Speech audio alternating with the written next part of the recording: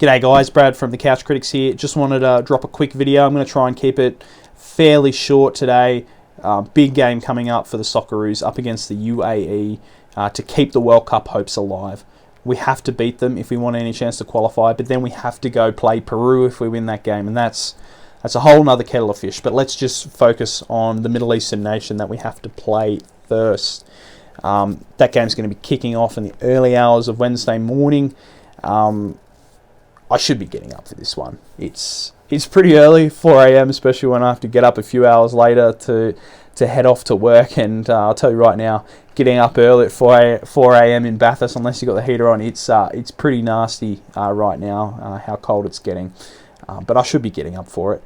I'm feeling a bit optimistic. I'm not necessarily a pessimistic kind of guy when it comes to Australian football, so there's that bit of optimism in me. So yeah, I think we can get the job done against the UAE. I'm not going to focus on Peru. I'll talk about Peru if we beat the UAE.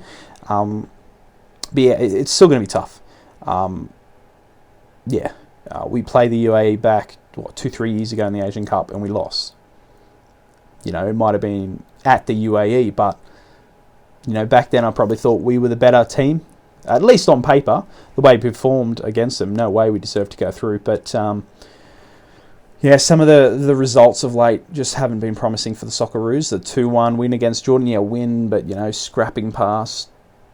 But yeah, it's really going to be down to what Graham Arnold picks, what kind of lineup he picks, and you know, some great talent that he's caught up into the team. You know, I've got the list right in front of me.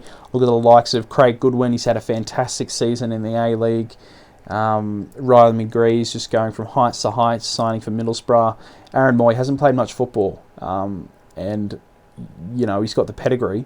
We know that from years of playing for the Socceroos, but should he be getting a run? I don't know. The big out for us obviously is Tom Rogic, withdrawing for personal reasons. We wish him all the best and hope everything's going well for him in his personal life. Look at some of the guys in the forward line. You know, Marco Tilio's had a really good season in the A-League. Jamie McLaren, always consistent in the A-League, hasn't really been able to replicate that form at an international level. This is the time for him to step up if he's getting a start. But yeah, there's been a lot said about the squad. Some people that have been picked, should they have been picked? I'm sure we all know the ones that probably shouldn't have been picked. But yeah, it's going to be tough. And you know why I said I'm the kind of optimistic guy. I'm also a bit concerned that what happens if we lose? Because obviously we're not going to the World Cup if we lose, and we haven't missed a World Cup since 2002. I mean, I don't even remember that. You know, I was 7 back then. You know, I think it's really important for Australia to qualify for the World Cup, especially after the difficult season we've had with the A-League. I think it would be a good bit of optimism moving forward. If we qualify and miss out, I think it's going to really hurt us. And yeah, I guess so. We've kind of put ourselves in the same situation, put us in this situation. Yeah, I think I've been critical of Graham Arnold throughout this qualifying campaign, but you know, I think some onus has to go on the performances of the team as well. We were in a really good position to qualify. Hello, Cat. A really good position to qualify. We did really well early in the group stage. And then we lost to Japan twice, home and away. We drew 0-0 with Saudi Arabia in Sydney. When you know we win that game, that's potential things. But it was the dropping of the points to Oman and China. You know, why I have been critical of Arnold. You know, the team has dropped some pretty winnable games, and that's what's been really disappointing. But yeah, UAE Wednesday morning, tough game.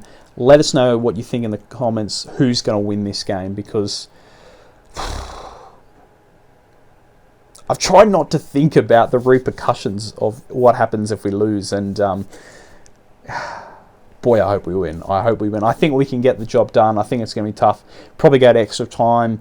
Hopefully a 2-1 win. And then on to Peru.